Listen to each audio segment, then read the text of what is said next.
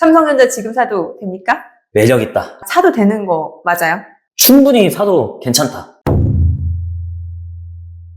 오늘 저 아침에 방송 끝나고 바로 생방 같이 했던 한용희 수석 거의 들점에서 못 온 느낌인데 삼성전자 이제 내일 1분기 잠정 실적이 네. 나오니까 또 중요하게 짚어봐야 되잖아요. 이제 오늘 촬영 날짜가 목요일. 네, 4월 4일. 그리고 내일 이제 오전에 1분기 삼성전자 잠정 실적 나옵니다. 삼성전자 얘기해보죠.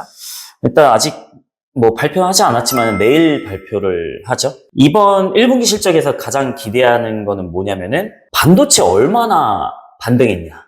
이런 거죠. 왜냐하면 작년 1분기부터 이제 SK하이닉스도 그렇고 삼성전자도 그렇고 너무 수익성이 악화가 되다 보니까 감산을 하기 시작한 거죠. 그러면서 이제 메모리 가격이 너무나 많이 떨어졌으니까 공급량을 축소해가지고 가격을 올려보자 라는 전략이 지금 거의 1년 동안 됐는데 메모리 가격은 많이 반등을 했습니다. 특히나 디램 가격. 낸드 가격은 디램 가격에 비해서는 아직 그렇게 많이 성과가 반등했다라고는 생각은 안 드는데, 그래서 이번에 감산 1주년 차에 얼마나 이제 DS 부문에서 실적이 높게 나왔느냐.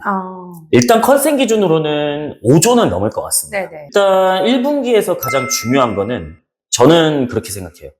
HBM.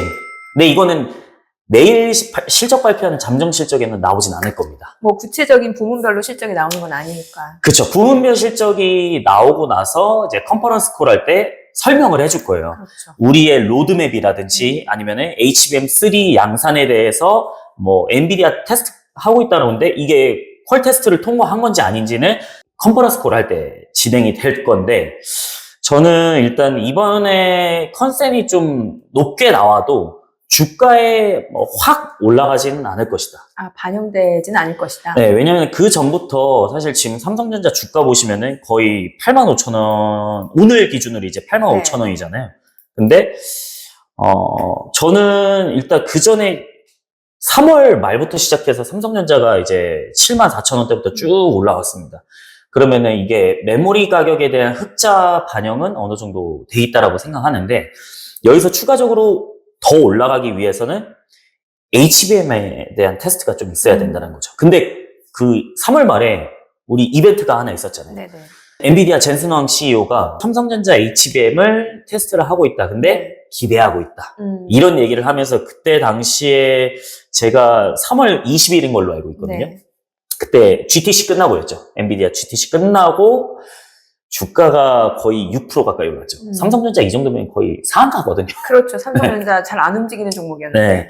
그래서 그 이후에 이제 HBM에 대한 좀 기대감이 생기면서 그러면은 1분기에 로드맵이 어떻게 되냐. 이런 부분을 좀 봐야지만 우리가 주가에 대한 좀 향방이 좀 나뉠 것 같다라는 생각을 좀 하고 있고요. 실적이 예상치에 부합하지 않더라도 큰 영향이 없을까요? 저는 컨센 기준이 이번에 너무나 좀 다릅니다. 원래 한 달 전만 해도 증권사 추정치가 이제 4조 원대였거든요. 근데 이거를 불과 한 달 후에 추정치를 거의 1조나 올린 거예요. 상향 조정. 네, 상향 조정을 했다라는 거죠. 그래서 그거에 대한 부분은 이미 반영이 됐다라는 생각을 하고 있고, 그다음에 하이닉스 같은 경우에도 컨센을 올렸습니다. 하이닉스 컨센이 지금 1조 4천억 원 정도인데 이게 상향치 조정한 게 이제 30% 정도 된다라는 거. 그러면은 하이닉스도 뭐 지금 주가가 계속 올라가고는 있지만은 저는 뭐 컨센보다 왔다 갔다 하지만 떨어지더라도 그렇게 주가에 큰 충격은 없을 것이다. 왜냐면은 지금 반등하기 시작한 구간이 지금 처음이잖아요. 그러면은 앞으로는 실적이 계속 증가할 가능성이 있다라는 거고, 어제 그리고 조금 안타까운 이슈이긴 하지만은 대만의 지진이 좀 그렇죠. 있었습니다. 근데 강진이 있었죠. 네, 강진이 있기는 했는데 대만은 주로 이제 TSMC 공장이 있고 그다음에 마이크론 공장이 있습니다. 두 가지의 공장이 있는데 일단 엔비디아 걱정들을 많이 하시더라고요. 엔비디아 그러면은 이제 GPU 공급 잘 못하는 거 아니냐 이런 말씀을 하시는데 엔비디아 이번에 블랙웰 GPU 이번에 GTC에서 발표한 블랙웰 같은 경우는 호퍼 아키텍처로 이제 다이를 2개를 붙여가지고 만들게 되는데 이거 같은 경우는 일단 4나노 공정으로 진행이 됩니다. 3나노는 아마 제가 추정하는 거는 애플한테 다 뺏겼을 가능성이 높아요. 그래서 이제 3나노는 받아봤자 일부 애플한테 먼저 주고 남은 물량을 가져가야 되는데 그럼 4나노로 진행이 되는 거죠. 근데 4나노 AI 칩 같은 경우는 대만의 남부과학단지에서 만들어집니다. 이쪽 팹은 사실 큰 피해가 없었다라고 지금 추정을 하고 있고 그다음에 마이크론 같은 경우에는 타이종 공장 비중이 좀 높습니다. 그래서 가격 협상을 좀 중단을 하긴 했는데 오래 가진 않더라도 센티멘털적으로 주가는 좀 건드릴 수는 있다. 이 부분이 그러니까 반사이익인 거죠. 마이크론이 생산 차질이 불가피하고 그렇죠. 그러면은 상대적으로 이제 삼성전자는 좀 반사이익을 기대해 볼 수 있다. 그렇죠. SK하이닉스랑 삼성전자는 어쨌든 공장 기준으로만 보면은 평택 공장이 굉장히 크기 때문에 네.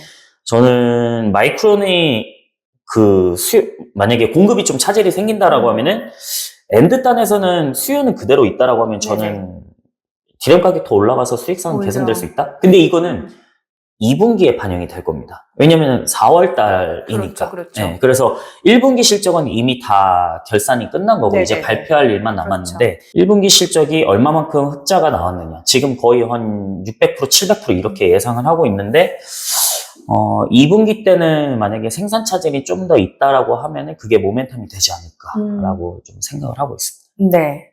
자, 주가 측면 좀 여쭤볼게요. 네. 저희 앞서 짤 네. 보여드렸잖아, 짤. 네. 보니까 그 격투기예요, 레슬링 영상이에요. 관에서 네.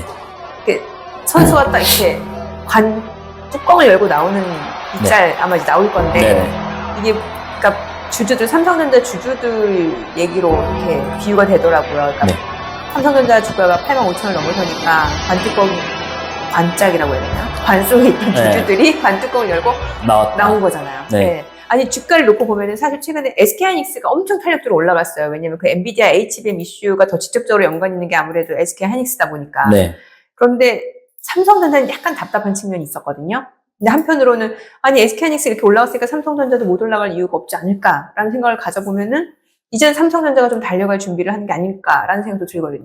저는 그게 이제 HBM 때문이라고 생각해요. HBM 때문에. 왜냐면 지금 HBM3E 같은 경우에는 블랙웰에 들어가는 GPU다 보니까 지금 누가 제일 선두를 차지하고 있느냐가 중요합니다. 근데 선두는 아직까지는 SK하이닉스다. 그렇죠. 왜냐면은 같은 메모리 반도체더라도 어떤 종류냐에 따라서 이제 마진폭이 좀 다르잖아요.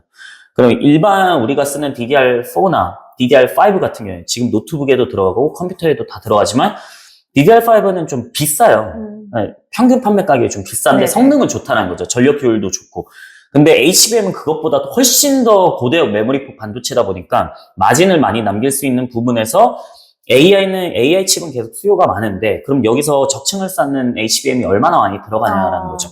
그러면은 SK하이닉스가 선두를 치고 나가다 보니까 사상 최고가 경신을 했잖아요, 사실. 그렇죠. 13만 원을 넘어서는 부분들도 있고, 오늘. 20만 닉스 얘기 나오잖아요. 네, 18만 원을 곧 넘어섰던 부분들도 있었고, 이제 20만 원을 바라본다라는 얘기들도 있었는데, 저는 HBM3가 아까 말했듯이 엔비디아 젠슨 왕이 삼성전자 테스트를 하고 있는데 기대를 하고 있다라고 밝혔는데, 여기서 진짜 기폭제가 되는 건 뭐냐면, 블랙웰에 쓰이냐.